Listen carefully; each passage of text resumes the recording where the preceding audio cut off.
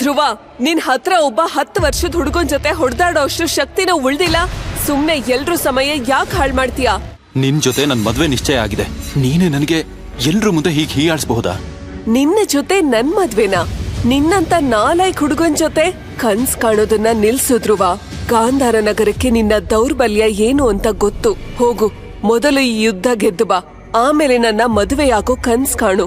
ಗಾಂಧಾರ ನಗರದ ರಾಜ ಅರುಣೇಂದ್ರನ ಮಗನಾದ ಧ್ರುವ ಅತ್ಯಂತ ಚಿಕ್ಕ ವಯಸ್ಸಿನಲ್ಲಿಯೇ ಶೂರನೆಂದು ಬಿರುದಾಂಕಿತನಾಗಿದ್ದನು. ಹಾಗಾಗಿಯೇ ಅವನ ಮದ್ವೆ ನಿಶ್ಚಯವನ್ನ ಅಂಬಾಲಿಕೆಯೊಂದಿಗೆ ಮಾಡಲಾಗಿತ್ತು. ಅಂಬಾಲಿಕೆ ಅಂಬರ ದಳದ ಮುಖ್ಯಸ್ಥನ ಮಗಳಾಗಿದ್ದಳು. ಅಲ್ಲದೆ ಧ್ರುವನ ಮದುವೆಯಾಗೋ ಹುಡುಗಿ ಕೂಡ. ಧ್ರುವ ಮತ್ತು ಅಂಬಾಲಿಕೆ ಚಿಕ್ಕವರಿದ್ದಾಗಿನಿಂದ ಸ್ನೇಹಿತರಾಗಿದ್ದರು. ಅವರಿಬ್ಬರ ಮದುವೆ ಗಾಂಧಾರ ನಗರದ ಅತ್ಯಂತ ಶಕ್ತಿಶಾಲಿಯಾದ 2 ಕುಲಗಳ ಸಮ್ಮಿಲನವಾಗಿತ್ತು. ಆದ್ರೆ ಧ್ರುವ ದಿನೇ ದಿನೇ ಶಕ್ತಿಹೀನ ಆಗ್ತಾ ಹೋಗ್ತಿದ್ರಿಂದ ಅಂಬಾಲಿಕೆಗೆ ಅವನ ಜೊತೆ ಯಾವುದೇ ಸಂಬಂಧ ಮುಂದುವರಿಸೋಕೆ ಇಷ್ಟ ಇರಲಿಲ್ಲ. ಸುಕೇಶಿ ಗ್ರಹದಲ್ಲಿ ಅಪ್ರತಿಮವಾದ ಗಾಂಧಾರ ನಗರದಲ್ಲಿ ಇವತ್ತು ಅಲ್ಲಿನ ಮಕ್ಕಳೆಲ್ಲ ತಮ್ಮ ಶಕ್ತಿ ಸಾಮರ್ಥ್ಯವನ್ನ ತೋರ್ಸೋಕೆ ಬಂದಿದ್ರು. ಇದು ಪ್ರತಿ ವರ್ಷ ನಡೆಯೋ ಸ್ಪರ್ಧೆ. ಭೂಮಿಯಿಂದ ಬಹು ದೂರದಲ್ಲಿದ್ದ ಸುಕೇಶಿ ಗ್ರಹ ತುಂಬಾ ಸುಂದರವಾದ ಮತ್ತು ವಿಶಾಲವಾದ ಗ್ರಹವಾಗಿತ್ತು. ಅಲ್ಲಿ ಬರೀ ಪ್ರಕೃತಿಯಷ್ಟೇ ಅಲ್ಲ, ಮನುಷ್ಯರಲ್ಲೂ ಕೂಡ ಚಮತ್ಕಾರಗಳು ಮತ್ತು ಅದ್ಭುತ ಶಕ್ತಿಗಳು ನಡೀತಿದ್ವು. ಈ ಶಕ್ತಿಯಲ್ಲಿ 9 ನಕ್ಷತ್ರಗಳಿದ್ವು. ಅದರಲ್ಲಿ ಒಂದು ನಕ್ಷತ್ರ ಇದ್ರೆ ಆ ಮನುಷ್ಯನ ಹತ್ತಿರ ಯಾವುದೇ ಶಕ್ತಿ ಇಲ್ಲ ಅಂತ ಅರ್ಥ. ಆದ್ರೆ ಅದೇ ಮನುಷ್ಯನ ಹತ್ರ 9 ನಕ್ಷತ್ರಗಳಿದ್ರೆ ಅವನು ಪರಮ ಶಕ್ತಿಶಾಲಿ ಅಂತ ಕರೆಸ್ಕೊಳ್ತಿದ್ದ. ಹೇಗಾದ್ರೂ ಮಾಡಿ ತನ್ನ ಶಕ್ತಿ ಪ್ರದರ್ಶನ ಮಾಡಿ ಮತ್ತೆ ತಾನು ಹಿಂದಿನಂತೆ ಶೂರನೆಂಬ ಪದವಿ ಪಡಿಬೇಕು ಅನ್ನೋದು ಧ್ರುವನ ಆಸೆಯಾಗಿತ್ತು. ಆದ್ರೆ ಅವನ ಸಾಮರ್ಥ್ಯದ ಬಗ್ಗೆ ಸ್ವತಃ ಅವನ ತಂದೆಗಾಗ್ಲಿ ಅವನ ಮಲತಾಯಿಗಾಗ್ಲಿ ಯಾವುದೇ ನಂಬಿಕೆ ಇರಲಿಲ್ಲ. ರಾಜ ಅರುಣೇಂದ್ರ, ಈ ಶಕ್ತಿ ಸ್ಥಾನದ ಸ್ಪರ್ಧೆಯಲ್ಲಿ ನಿನ್ನ ಮಗ ಧ್ರುವ ಏನ್ ಮಾಡ್ತಾ ಇದ್ದಾನೆ? ಅರುಣೇಂದ್ರ, ಇವನೇನು ದಾರಿ ತಪ್ಪಿ ಬಂದಿಲ್ಲ ತಾನೆ?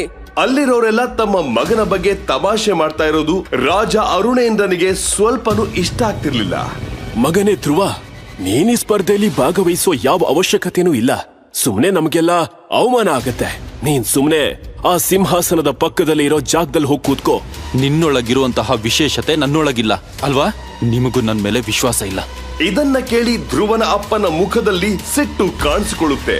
ಧ್ರುವ ಮತ್ತು ಅವರ ಅಪ್ಪ ನೋಡ್ತಾ ಇದ್ದ ಹಾಗೆ ಶಕ್ತಿ ಸ್ಥಾನದ ಕಾದಾಟ ನೋಡೋದಕ್ಕೆ ಅಲ್ಲಿ ಅಂಬಾಲಿಕೆ ಕೂಡ ಬರ್ತಾ ಇದ್ಲು.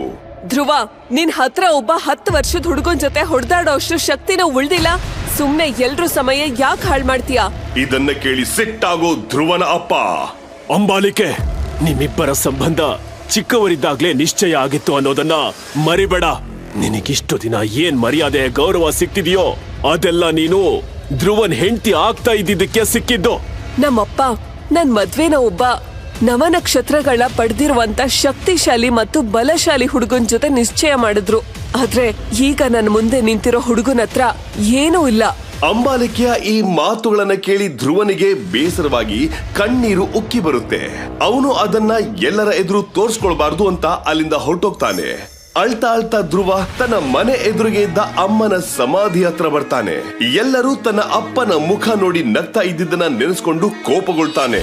ಹತಾಶೆಯಿಂದ ಧ್ರುವ ತನ್ನ ತಲೆನ ಅಮ್ಮನ ಸಮಾಧಿ ಮೇಲೆ ಇಡ್ತಾನೆ. ಮತ್ತೆ ಕಣ್ಮುಚ್ಕೊಂಡು ಹೇಳ್ತಾನೆ, ಅಮ್ಮ ಅಮ್ಮ, ಎಲ್ಲ ಮುಗೀತು. ಈಗ ಯಾವ್ದಾದ್ರು ಒಂದ್ ಚಮತ್ಕಾರನೋ ಅದ್ಭುತನೋ ಆದ್ರೆ ಮಾತ್ರ ನನ್ ಶಕ್ತಿ ವಾಪಸ್ ಬರುತ್ತೆ. ಧ್ರುವ, ನಿನಗೆ ನನ್ ಮಾತ್ ಕೇಳಿಸ್ತಾ ಇದೀಯಾ?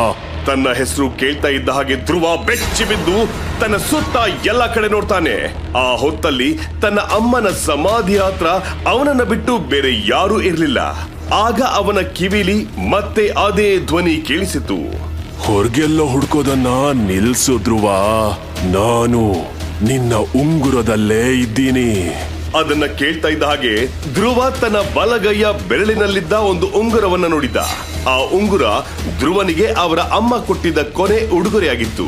ನೋಡ್ತಾ ಇದ್ದ ಹಾಗೆ ಆ ಉಂಗುರದಲ್ಲಿ ಅದೇನೋ ವಿಚಿತ್ರವಾದ ಚಟುವಟಿಕೆ ಶುರುವಾಗಿದ್ದು ನೋಡಿ ಧ್ರುವ ಗಾಳಿಬಿಡಿಗೊಂಡ.